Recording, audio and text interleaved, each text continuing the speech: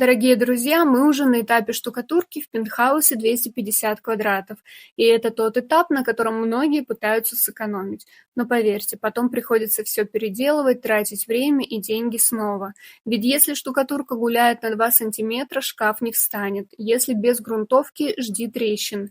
Если нанял случайных людей, получишь случайный результат. А если позвал ремонтного, получишь идеально ровные 250 квадратов пентхауса и один счастливый мозг, которому не нужно все переделывать.